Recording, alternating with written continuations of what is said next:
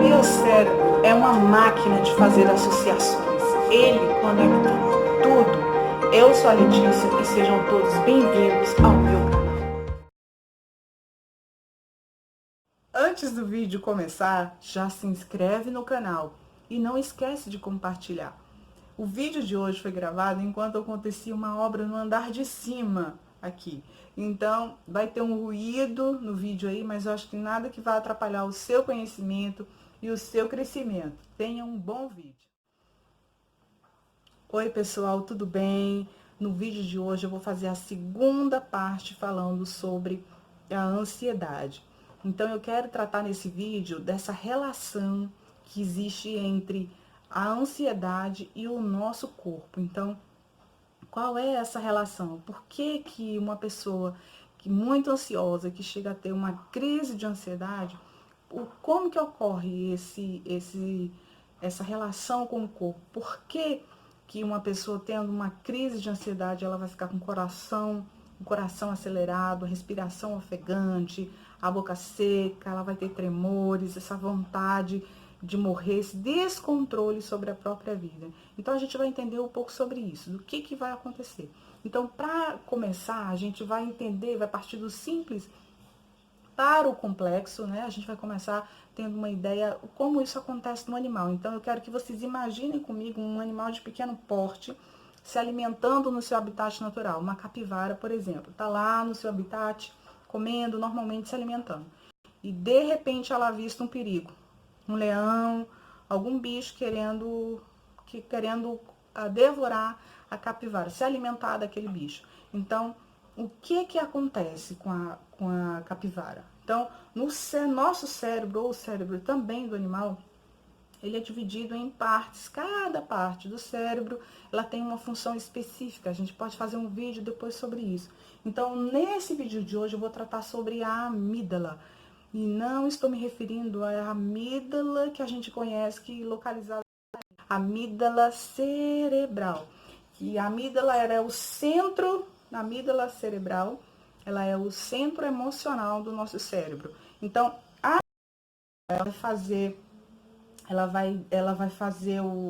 vai disparar no animal uma dose de adrenalina. O que vai acontecer com esse animal? Ele vai se preparar para lutar ou para fugir, para garantir a sua sobrevivência, para garantir a perpetuação da sua espécie. Então, a amígdala vai ser disparada e vai ser lançado no corpo do animal a adrenalina. E o que a adrenalina vai fazer com o animal? Vai disparar o coração, vai acelerar os batimentos, né, cardíacos, vai acelerar a respiração, o animal vai parar de salivar, vai ficar com a boca seca, o animal, essa adrenalina, ela vai garantir que essa oxigenação chegue aos músculos do animal, preparando ele para quê? Para lutar ou para fugir. Porque a gente tem essas duas opções diante do perigo. É lutar, né, se de repente for necessário, e cada situação vai ser uma situação diferente, ou fugir. Porque o fluxo sanguíneo é desligado desses outros sistemas para garantir essa oxigenação para o músculo, para que ele possa conseguir garantir a sua sobrevivência. Então, ele vai desligar os outros sistemas que eu estava falando para vocês, ele vai desligar também a ereção, por exemplo, e em todos os outros sistemas que nesse momento do perigo serão desnecessários para a manutenção da vida. E tudo isso que está acontecendo no corpo é extremamente adaptativo e fundamental. É maravilhoso que isso aconteça, porque é esse tipo de ansiedade que vai preservar e que vai garantir a vida daquele animal naquele momento. Então, se nós começarmos a fazer uma comparação com nós humanos, ocorre muito similarmente. Então, olha, sintomas parecidos, né, que ocorrem na gente. Então, se nós formos pensar, os sinais do estresse que acontecem no ser humano são muito similares. Por exemplo, dor de estômago, a dor de barriga. Algumas pessoas, elas falam sobre essa sensação de alfinetada. os músculos tensos, né? Quem é que nunca ficou tenso, a boca seca.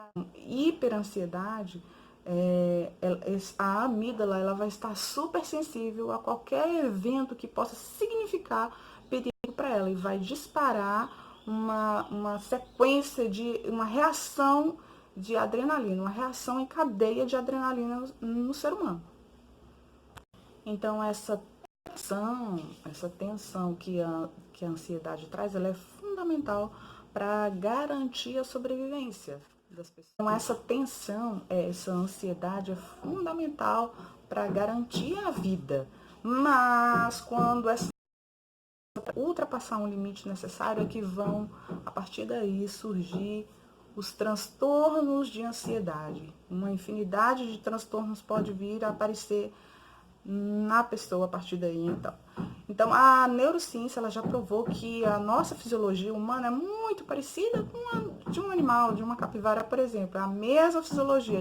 Nós somos espertos o suficiente para provocar para mobilizar essa mesma fisiologia que ocorre na capivara de proteção da vida, de garantir a vida.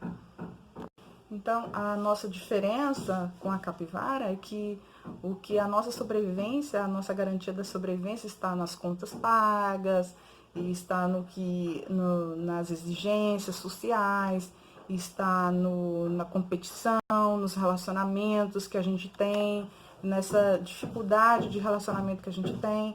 Então, é uma infinidade de situações que é particular, né, a história de cada pessoa.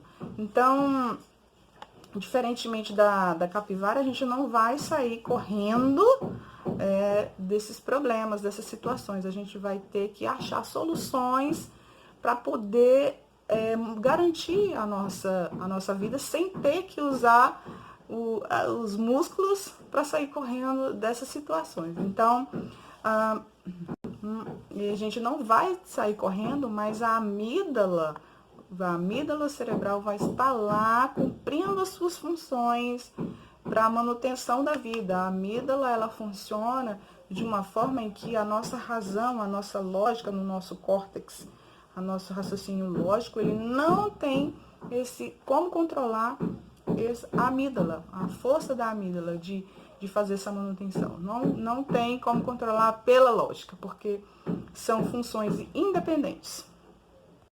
Então, se a gente for falar de ansiedade, a gente tem que levar em consideração também outros fatores que vão influenciar a ansiedade sobre nós. Então, a gente tem os fatores genéticos associados. Filhos de pais ansiosos têm uma probabilidade maior, não quer dizer que tem uma probabilidade maior de desenvolver ansiedade, né? A gente também tem que descartar a possibilidade de desequilíbrios químicos que podem ocorrer na pessoa. Não necessariamente um problema especificamente, uma ansiedade específica, mas um desequilíbrio químico que aí é necessário um check-up, exames para poder descartar essa possibilidade. Geralmente, esse desequilíbrio químico tem a ver com a quantidade baixa de serotonina, que é também considerado o mesmo desequilíbrio para a depressão. Geralmente, quem tem ansiedade pode ter associado aí uma depressão também. Então, esses transtornos de ansiedade, eles têm de várias formas, vários formatos diferentes, são agrupados numa infinidade de subgrupos, que a gente pode ver isso em outros vídeos falando de um por um, desenvolvendo o tema, aprendendo um pouco mais sobre ele. Aprendendo um pouco mais sobre ele. Mas a gente tem mas os mais comuns que a gente pode falar é ansiedade de separação, né? O medo de ficar longe dos parentes, esse medo de avaliação, que é medo de ser observado, de ser julgado, medo de perder o controle, que são os ataques de pânico, tem o medo de não saber, o subgrupo, por exemplo, do medo de que não saber o que vai acontecer, que a gente pode agrupar aí o transtorno de ansiedade generalizada e o TOC, que é o transtorno possível, que é famoso pelos rituais que a pessoa vai criar. E tem que cumprir aquele ritual, porque se ela não cumprir, ela acha que algo de ruim vai acontecer. Então, começa a contar passos, começa a fazer checagem de portas, e aí vai se desenvolver uma infinidade de rituais que o sujeito vai criar sobre si. Lavar as mãos. Então, na psicoterapia é que o sujeito vai encontrar no seu processo na sua história de vida, o que desencadeou essa ansiedade. Então, os eventos traumáticos, como a gente já falou nos vídeos anteriores, eles são também um dos fatores que podem desencadear, né? A genética, o que eu já falei, essas experiências traumáticas, né? Esses desequilíbrios orgânicos, desequilíbrios químicos que o sujeito pode ter na mente, né? Esses desequilíbrios que podem ocasionar uma ansiedade. Então, os neurocientistas, eles já definiram várias formas de aliviar em parte, né, essa tensão provocada pela ansiedade. Os exercícios físicos são um bom exemplo disso, mas o que é mais compreendido como mais eficiente no tratamento da ansiedade é o tratamento medicamentoso juntamente com a psicoterapia. É esse tipo de tratamento que vai ser fundamental para que a pessoa consiga conviver com qualidade de vida tendo a ansiedade. Então, a gente tem vários medicamentos aí, os benzodiazepínicos, que eles vão deixar as pessoas mais sensíveis ou, né, podemos dizer, menos resistentes a esse sedativo natural que é encontrado no cérebro humano. Então, assim, o ser humano precisa desse sedativo via remédio, via oral, mas esse sedativo nós produzimos, somos nós mesmos que produzimos. Você tem ele aí e você é capaz de produzir esse sedativo natural. E os antidepressivos, eu falei dos benzodiazepínicos e também tem os antidepressivos que vão ajudar a nivelar esses níveis de serotonina que está em desequilíbrio aí no caso de um desequilíbrio químico, né? Então, falando desse processo de medicamento, de incluir o medicamento numa terapia, você tem que ter a consciência de que não necessariamente o medicamento é o caminho, ele é fundamental, ele é necessário, em alguns casos não pode ficar sem, a pessoa não pode ficar sem o medicamento, mas o processo de encontrar esse medicamento, ele é demorado, é cansativo, porque cada pessoa, ela tem uma especificidade, ela tem um organismo diferente, ela tem uma necessidade mental diferente de ser suprida, né? Então, e além disso, ainda tem os efeitos colaterais. Então, há relatos de pessoas que passaram 15 anos para encontrar um medicamento que se adequasse a ele, mas ainda assim ele tinha que conviver com tremor nas mãos, teve que conviver com um tremor nas mãos e outros tipos outros tipos de efeitos colaterais.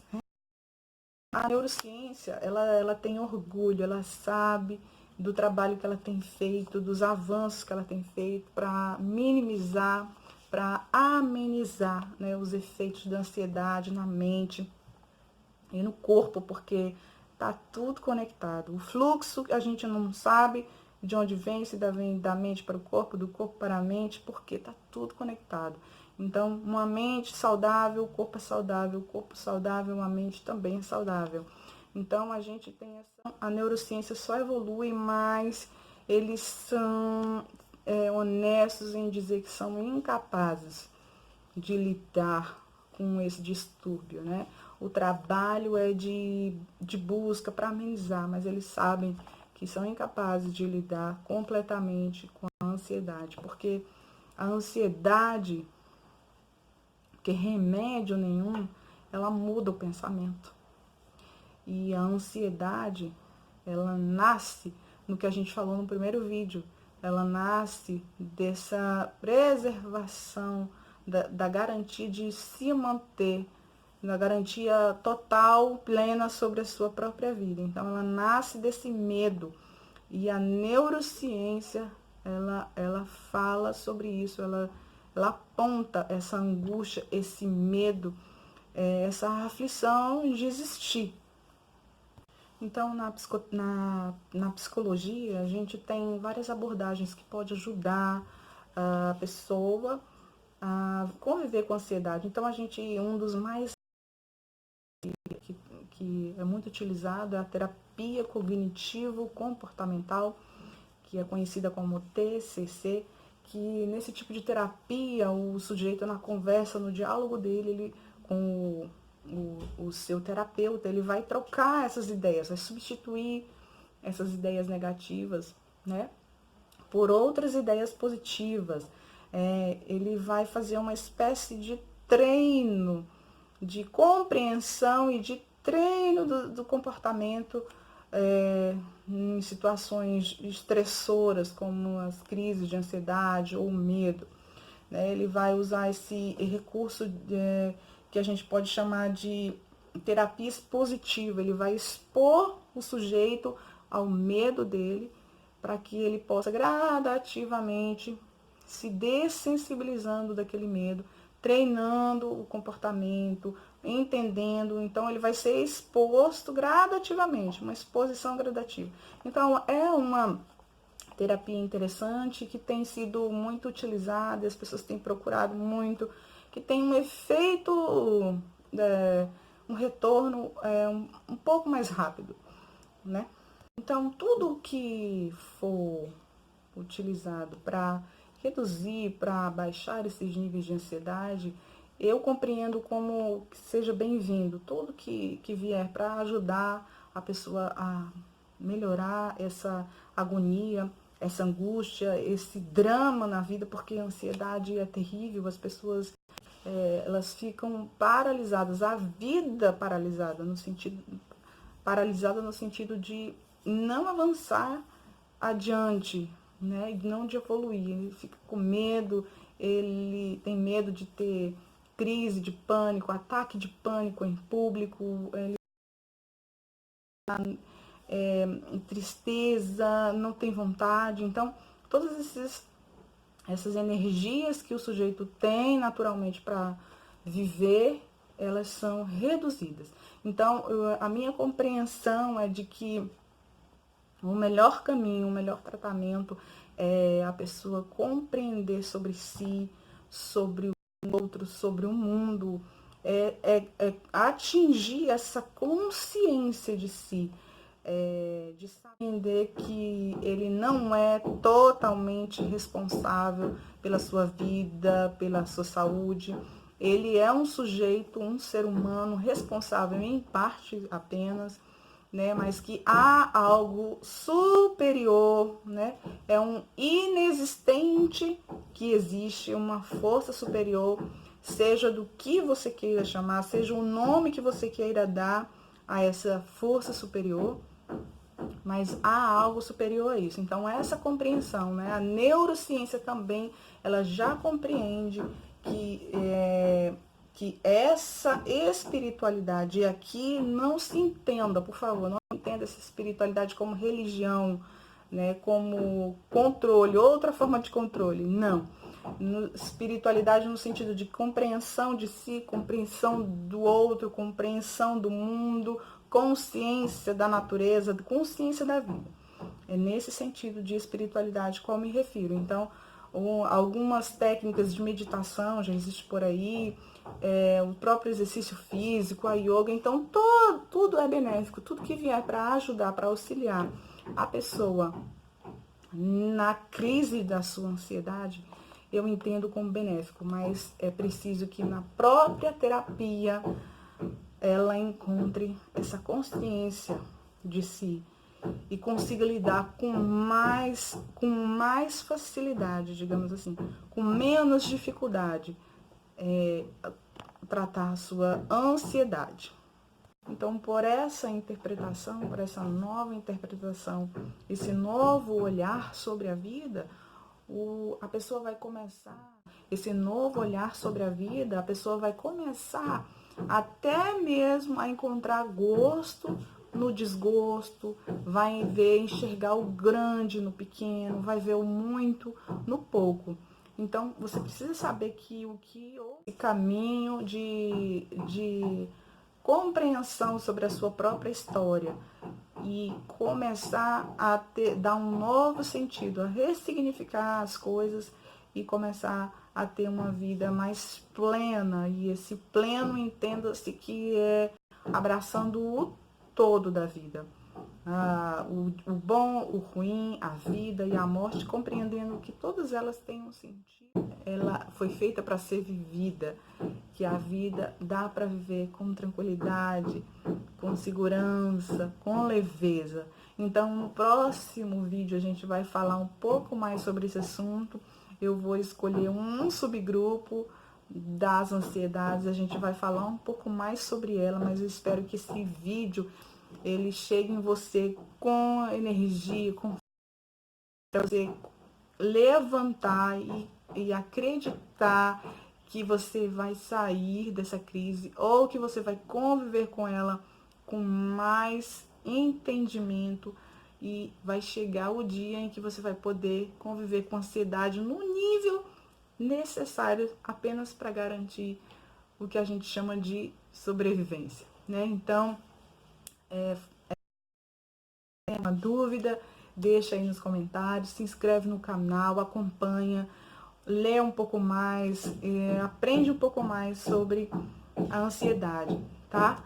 Então eu te espero no próximo vídeo, se inscreve no canal, não deixa de esquecer, clica aí e se inscreve. Até o próximo. Tchau!